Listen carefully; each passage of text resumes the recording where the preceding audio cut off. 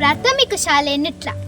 ಇಲ್ಲಿನ ಮಕ್ಕಳು ನಡೆಸಿಕೊಡುವ ದಾರಿದೀಪ ವಾಹಿನಿ ಕಾರ್ಯಕ್ರಮಕ್ಕೆ ತಮಗೆಲ್ಲರಿಗೂ ಆತ್ಮೀಯವಾದ ಸ್ವಾಗತ. ನಾನು ಸಿಂಚನ, 6ನೇ ತರಗತಿ. ಜೂನ್ 5 ವಿಶ್ವ ಪರಿಸರ ದಿನಾಚರಣೆ. ಈ ಜಗತ್ತಿನಲ್ಲಿರುವ ಪ್ರತಿ ಜೀವ ಸಂಕುಲದ ಬದುಕಿಗೆ ಗಿಡ, ಮರ, ಬೆಟ್ಟ, ಗುಡ್ಡ, ಗಾಳಿ, ಬೆಳಕು ಅತ್ಯಂತ ಅವಶ್ಯವಾಗಿದೆ. ಮನುಷ್ಯನು ಈ ಪರಿಸರದ ಒಂದು ಭಾಗ. ಇವೆಲ್ಲವನ್ನು ಒಳಗೊಂಡ ಜೀವರಾಶಿಯ ಪರಿಸರ.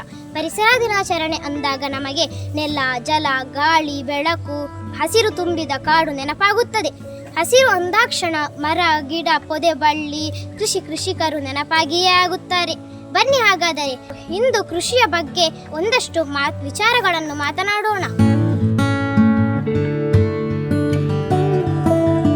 ಇಂದಿನ ಸಂಚಿಕೆಯಲ್ಲಿ 7ನೇ ತರಗತಿಯ ವಿದ್ಯಾರ್ಥಿಗಳಾಗಿರುವ ನಾವು ವಿಶ್ವ ಪರಿಸರ ದಿನಾಚರಣೆ ಪ್ರಯುಕ್ತ ನಮ್ಮೂರಿನ ಕೃಷಿಕರು, ಪರಿಸರ ಪ್ರೇಮಿಗಳು ಹಾಗೂ ಶಾಲಾಭಿವೃದ್ಧಿ ಸಮಿತಿಯ ಅಧ್ಯಕ್ಷರಾದ ಶ್ರೀ ಭಾಸ್ಕರ್ ಕುಲಾಲ್ ಇವರ ತೋಟಕ್ಕೆ ಬಂದಿದ್ದೇವೆ.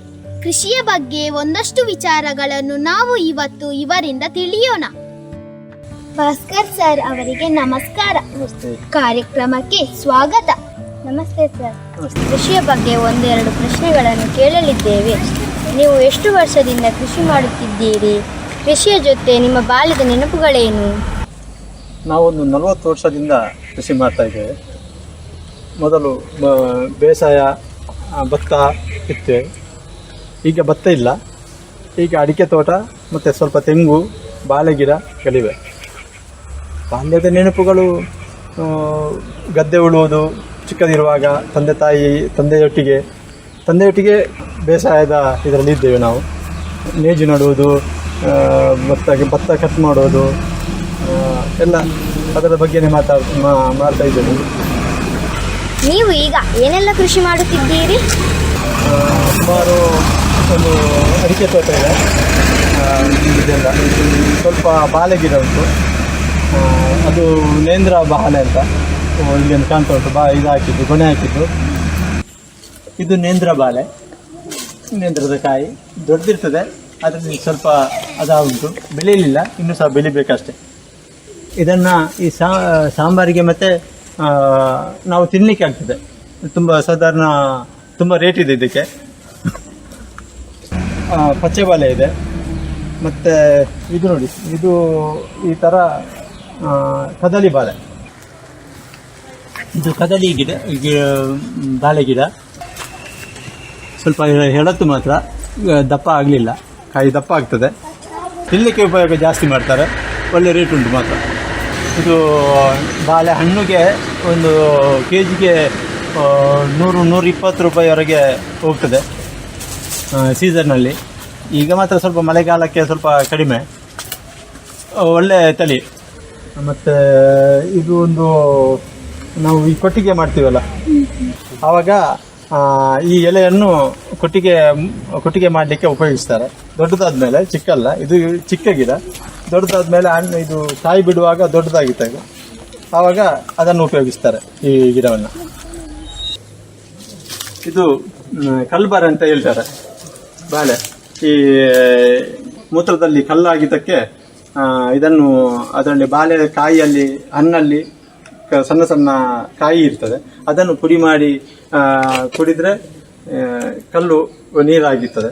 ಅದಕ್ಕೆ ಇದರದ್ದು ಉಪಯೋಗ ಮಾಡ್ತಾರೆ. ಗೆಂದಲಿ ಬುಂಡ ಆಯಿತು. ಈಗ ಚಿಕ್ಕದುಂಟಷ್ಟೇ, ಒಳ್ಳೆ ತಳಿ ಮಾತ್ರ ಗೆಂದಲಿದ್ದು. ಮದ್ದಿಗೆಲ್ಲ ಉಪಯೋಗ ಮಾಡ್ತಾರೆ. ಇದಕ್ಕೆ ಒಂದು ಸಾಧಾರಣ ಒಂದು ಕಾಯಿಗೆ 50 ರೂಪಾಯಿ ಇದೆ. ಮತ್ತು ನಾಗರ ಪಂಚಮಿಯ ದಿವಸ ಈ ಕಾಯಿಗೆ ಬಹಳ ಬೇಡಿಕೆ, 80 ರೂಪಾಯಿ ಎಲ್ಲ ಇರ್ತದೆ. ಪುನರ್ಪುಳಿ ಮತ್ತು ಅದನ್ನು ಕಾಯನ್ನು ಹಣ್ಣು ಆದಮೇಲೆ ಸರ್ಬತ್ಗೆ ಮತ್ತು ಪದಾರ್ಥಕ್ಕೆ ಯೂಸ್ ಮಾಡ್ತಾರೆ. ಇತ್ತೀಚೆಗೆ ಭತ್ತದ ಕೃಷಿ ಕಡಿಮೆಯಾಗುತ್ತಿದೆ, ಅದಕ್ಕೆ ಏನು ಕಾರಣ? ಭತ್ತ ಅಂದರೆ ಈಗ ಈ ಜನ ಸಿಗೋದಿಲ್ಲ. ಮೊದಲ ಕಾರಣ ಜನ ಸಿಗಲ್ಲ, ಅದಕ್ಕೋಸ್ಕರ ಭತ್ತಕ್ಕೆ ಸ್ವಲ್ಪ ಬೇಡಿಕೆ ಕಡಿಮೆ. ಈಗ ಅಡಿಕೆಯ ಕೃಷಿ ಹೆಚ್ಚಾಗಿದೆ. ನೀವು ಯಾವ ಜಾತಿಯ ಅಡಿಕೆಯನ್ನು ಬೆಳೆಯುತ್ತಿದ್ದೀರಿ? ಅದಕ್ಕೆ ಯಾವ ಗೊಬ್ಬರ ಬಳಸುತ್ತೀರಿ? 2 ಜಾತಿ ಮಾತ್ರ, ಮಂಗಲ ಮತ್ತು ಊರಿದ್ದು ಅಡಿಕೆ. 2 ಯಾವ ಗೊಬ್ಬರವನ್ನು ಬಳಸುತ್ತೀರಿ? ಗೊಬ್ಬರ ನಮ್ಮ ಮಾಮೂಲಿ ಹಟ್ಟಿ ಗೊಬ್ಬರ. ಮನೆಯಲ್ಲಿ ಮೊದಲೆಲ್ಲ ದನ ಇತ್ತು, ಈಗ ದನ ಇಲ್ಲ. ಹಟ್ಟಿ ಗೊಬ್ಬರ ತಂದು ಹಾಕ್ತೇವೆ. ರಾಸಾಯನಿಕ ಗೊಬ್ಬರವನ್ನು ಹಾಕುವುದಿಲ್ಲ, ಹಟ್ಟಿ ಗೊಬ್ಬರನೇ ಹಾಕ್ತೇವೆ. ನೀವು ರಸ್ತೆ ಬದಿಯಲ್ಲಿ, ಶಾಲೆಯಲ್ಲಿ, ತೋಟದಲ್ಲಿ ಬೇರೆ ಬೇರೆ ಗಿಡ ನೆಡ್ತಿದೆಯಲ್ಲ, ಇದಕ್ಕೆಲ್ಲ ಸ್ಫೂರ್ತಿ ಯಾರು? ಆಸಕ್ತಿ ಅಂದರೆ ನಾನು ಫಾರೆಸ್ಟ್ ಡಿಪಾರ್ಟ್ಮೆಂಟಲ್ಲಿ ಇರೋದು, ಹಾಗೆ ಸ್ವಲ್ಪ ಗಿಡಗಳನ್ನೆಲ್ಲ ಉಚಿತವಾಗಿ ತರ್ತೇನೆ. ತಂದು ಇಲ್ಲಿ ಎಲ್ಲಿಯಾದರೂ ಶಾಲೆಯಲ್ಲೇ ನಮ್ಮ ಈ ಕಂಪೌಂಡಲ್ಲಿ ಅಲ್ಲಿ ನೇರಳೆ ಗಿಡ ಮತ್ತು ಎಲ್ಲ ಹಾಕಿದ್ದೇನೆ ಸೈಡಿಗೆ, ಮತ್ತು ರಸ್ತೆ ಬದಿಯಲ್ಲಿ ಸಹ ಹಾಕಿದ್ದೇನೆ. ನೆಟ್ಲ ದೇವಾಲಯದಿಂದ ದ್ವಾರ ತನಕ ಗಿಡಗಳನ್ನು ನೆಟ್ಟು ಪೋಷಣೆ ಮಾಡ್ತಾ ಇದ್ರಿ. ರಸ್ತೆಯ ಅಗಲೀಕರಣ ಸಂದರ್ಭದಲ್ಲಿ ಅವುಗಳನ್ನು ಕಡಿದಾಗ ನಿಮಗೇನನಿಸಿತು? ಸ್ವಲ್ಪ ಬೇಸರ ಆಯಿತು. ಮತ್ತು ನಮ್ಮ ದೇವಸ್ಥಾನಕ್ಕೆ ಬರುವಾಗ ಸ್ವಲ್ಪ ರೋಡು ಸ್ವಲ್ಪ ಅಗಲ ಇರಲಿ ಅಂತ ಕಡಿದರು. ಪಂಚಾಯತ್ನ ಅಧ್ಯಕ್ಷರು ಕೇಳಿದರು ನನ್ನ ಹತ್ರ, ಈಗ ತೆಗಿತೇವೆ ಮತ್ತು ಗಿಡ ಮಾಡುವ ಅಂತ. ಅದಕ್ಕೆ ಈ ಸಲ ನಡಬೇಕಂತ ಉಂಟು. ಈ ಮಳೆಗಾಲಕ್ಕೆ ನಡಲಿಕ್ಕೆ ಇದು ಮಾಡ್ತೇವೆ. ನೀವು ಅರಣ್ಯ ಇಲಾಖೆಯಲ್ಲಿ ಕಾರ್ಯನಿರ್ವಹಿಸುತ್ತಿದ್ದೀರಿ. ಪ್ರತಿ ವರ್ಷ ಪರಿಸರ ದಿನಾಚರಣೆ ಮಾಡುವಾಗ ಈ ಹಿಂದೆ ನೆಟ್ಟ ಗಿಡಗಳ ಸ್ಥಿತಿಗತಿಗಳ ಬಗ್ಗೆ ಹೇಗೆ ಗಮನ ಹರಿಸುವಿರಿ? ಆದಿತ್ಯವಾರ ಹೋಗಿ ಒಮ್ಮೊಮ್ಮೆ ನೋಡ್ತೇನೆ. ಬೇಸಿಗೆಗಾಲದಲ್ಲಿ ಈಗ ಶಾಲೆಯಲ್ಲಿ ನೆಟ್ಟ ಗಿಡಕ್ಕೆ ನೀರಿನ ಸ್ವಲ್ಪ ಅಭಾವ ಕಡಿಮೆ.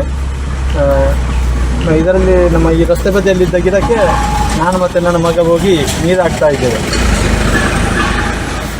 ಕೊನೆಯ ಪ್ರಶ್ನೆ, ವಿಶ್ವ ಪರಿಸರ ದಿನದ ಆಚರಣೆಯನ್ನು ಹೇಗೆ ಮಾಡಿದ್ದಾರೆ?